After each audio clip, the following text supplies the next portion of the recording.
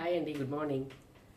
మాది ఇవాళ పాలకూర పప్పు, టమాటా రోటి పచ్చడి, పచ్చి పులుసు అన్నమాట. ఇవాళ స్పెషల్స్.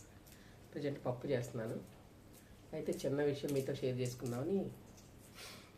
ఇవాళ సొసైటీ ఎలా ఉందంటే పరిగెడుతున్నారండి. అన్నీ కాంపిటీషన్ అయిపోయిందనమాట. పచ్చడి వ్యాపారాలు కాంపిటీషన్, బట్టల కాంపిటీషన్, అన్నీ జ్యువెలరీలు అన్నీ. ఏది ఇందు లేదు అందు కాదని సందేహం వాళ్ళదు. ఎందెందు వెతికిన అందు కాదని చెప్పి అందరూ అన్నిట్లో ఉంటున్నారు అనమాట.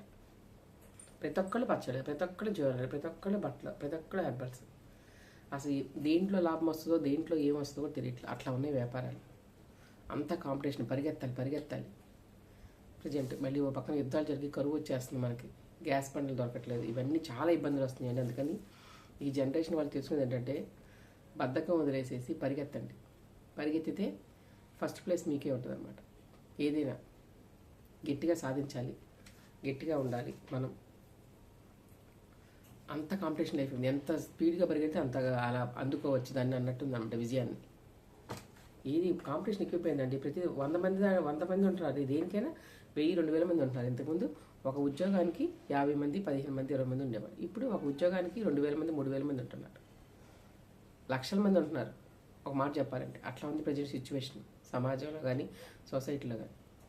అందుకని అందరూ యాక్టివ్గా పరిగెత్తాలి. రూపాయి పొదుపు చేసుకోవాలి. రూపాయి కూడా ఖర్చులు తగ్గించుకోవాలి. అన్నీ మనం ఇంట్లో ఫుడ్డే తినాలి, బయట ఖర్చులు తగ్గించుకోవాలి. యాక్టివ్గా స్పీడ్గా పరిగెత్తాలన్నమాట.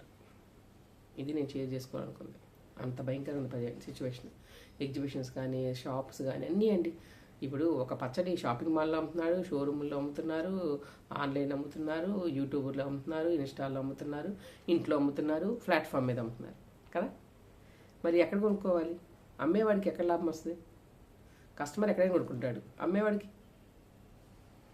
అందుకని జాగ్రత్తగా అందరూ రూపాయి పొదుపు చేసుకోండి, జాగ్రత్తగా ఉండండి, పరిగెత్తండి, సంపాదించుకోండి. రేపు అనేది వదిలేసేయండి. ఇవాళ ఏం చేయాలి అంతవరకే ఉంది. రేపు చేద్దాం అనేది ఉట్టి మాట. రేపటికి ఏముండదు. ఏదైనా ఇవాళ చేస్తేనే మనకి సక్సెస్ అవుతాం. రేపు అనేది వద్దు, ఇవాళే ముద్దు. ఓకేనా? Thank you.